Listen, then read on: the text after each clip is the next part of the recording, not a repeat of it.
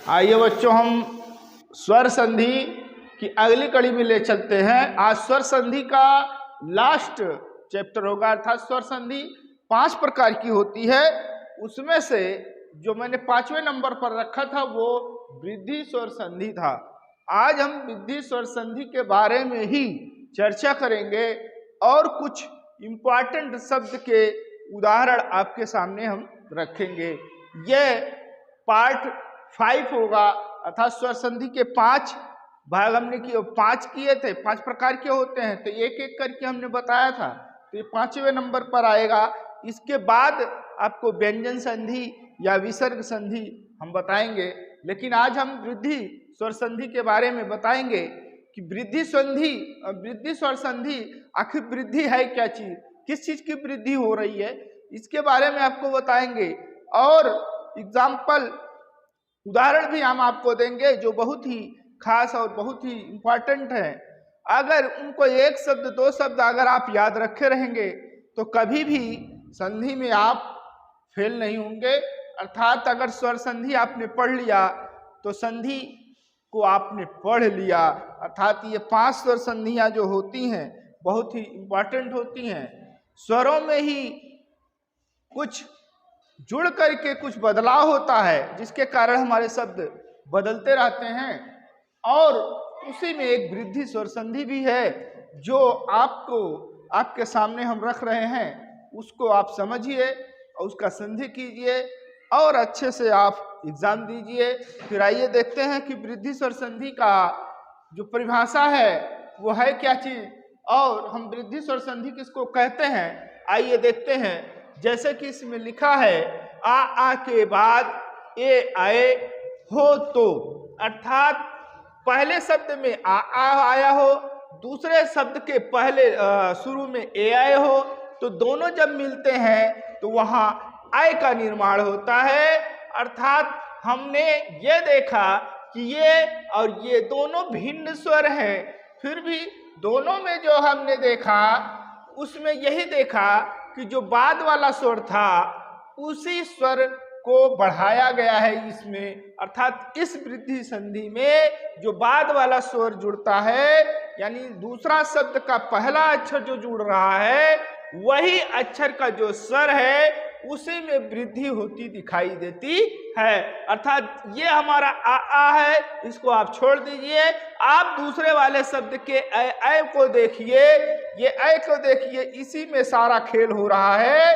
अर्थात इसी में हम वृद्धि करते चले जाते हैं और हमारा जो शब्द है वो आराम से इस सूत्र के अकॉर्डिंग सटीक बैठता है। जैसे कि यहाँ ये देखें, इस प्रकार से आते हैं। पहले ऊपर समझते हैं, ये एक परिभाषा है कि बाद में ए ऐ हो तो वो क्या हो जाता है, आय हो जाता है। अर्थात ए ऐ की जगह यहाँ पर देखिए वृद्धि, ए में एक ही मात्रा सिंगल, यहाँ डबल मात्रा होगी। अर्थात यहाँ आय है तो यहाँ ट्रिपल मात्रा तो हो नहीं सकती, यहाँ 2 मात्रा है तो यहाँ 2 ही मात्रा होगी, लेकिन इसके अकॉर्डिंग यहाँ जो है मात्रा बढ़ी हुई है। हम इसी को हम वृद्धि स्वर संधि कह लेते हैं। अर्थात वृद्धि स्वर संधि का मतलब ही हुआ कि जिसमें स्वर की वृद्धि हो जाए।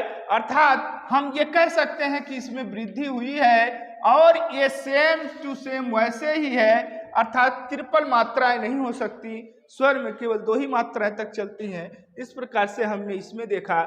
इसी प्रकार से हम देखें ओ औ हो तो औ हो जाता है। अर्थात अगर जहां बाद में ओ आया हो, यहाँ की जगह यानी बाद में आया हो क्या, ओ और औ आया हो तो हमारा औ हो जाता है। अर्थात यहाँ पर वृद्धि हो जाती है।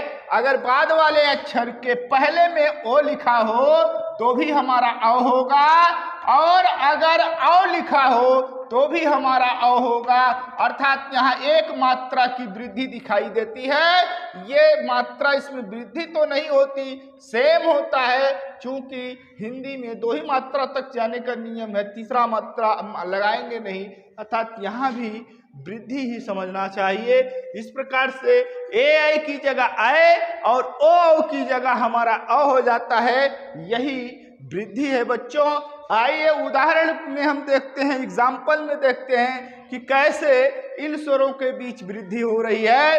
आप कुछ मत करिए, पहले वाले को छोड़ दीजिए, दूसरे वाले को देखिए। अर्थात इसमें ये देखिए, ये देखिए, ये देखिए, ये जो लास्ट में है, इन्हीं में आप वृद्धि कर दीजिए और इन्हीं में वृद्धि करने से आपका वृद्धि स्वर संधि बन जाता है।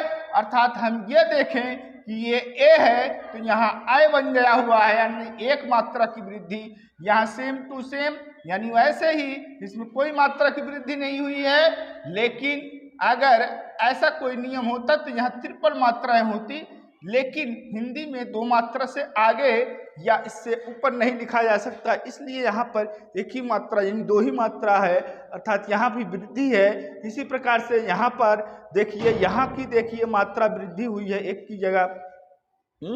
यहाँ पर सॉरी, यहाँ तो गलत हुआ है, ये एक मात्रा लगेगा। फिर उसी प्रकार से अगर देखें आ और ओ में औ बन जाता है, आ और ओ में औ बनता है, अर्थात यहाँ सब जो है बड़ी की मात्राएं आती हैं। अर्थात कह सकते हैं एक मात्रा आई की आएगी और दूसरी मात्रा जो होगी वो औ की आएगी। यही आपका वृद्धि स्वर संधि का वो है। अर्थात जहाँ भी दो शब्द जुड़ेंगे, दोनों के बीच में जो कंजक्शन का काम करेगा वो ऐ और औ आएगा, ये आप ध्यान रखिएगा। जैसे 1 + 1 लगाए तो एक, अर्थात यहाँ जो आया हुआ है वो ये वाली मात्रा आई हुई है। अर्थात इसी तरीके से मतायक शब्द आ और ए मिलकर के मतायक बना हुआ है, अर्थात इसमें भी आई की मात्रा, फिर सदय में भी आई की मात्रा, फिर महेश्वर में भी आई की मात्रा, फिर जलौघ में औ आया हुआ है और परम औषध में भी औ आया हुआ है। इस प्रकार से हमने देखा बच्चों कि 2 शब्दों के बीच में आय और औ, यही दोनों जुड़ करके दोनों शब्दों को जुड़ने के बाद जो परिवर्तन होता है तो यही दोनों स्वर दिखाई देते हैं। अर्थात जो स्वर है, पहले शब्द का जो स्वर है अर्थात आ और दूसरे शब्द का जो स्वर है ये हो तो दोनों मिलकर के आय का निर्माण करेंगे।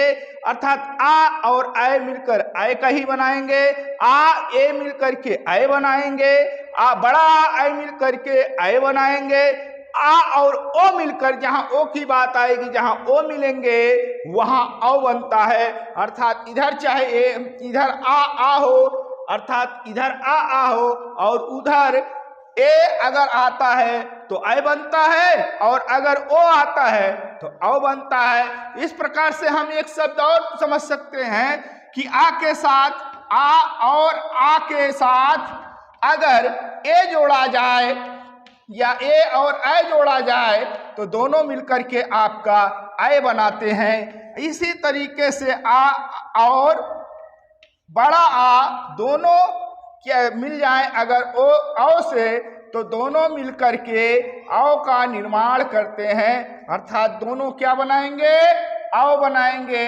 इस प्रकार से हमारी आयादी संधि में केवल आय और औ का ही खेल है, अर्थात बीच में देखते जाइए आय आय आय और औ औ, इस प्रकार के जो भी शब्द आते हैं वो हमारे आयादी संधि के उदाहरण होते हैं। बच्चों इस प्रकार से आपने देखा कि कैसे वृद्धि हुई और शब्दों में किस प्रकार से संधि हुई।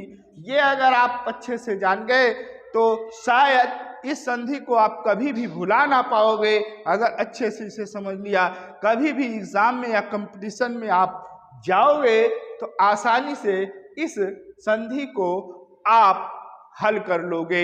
इस चैनल को लाइक और सब्सक्राइब जरूर कीजिए। धन्यवाद।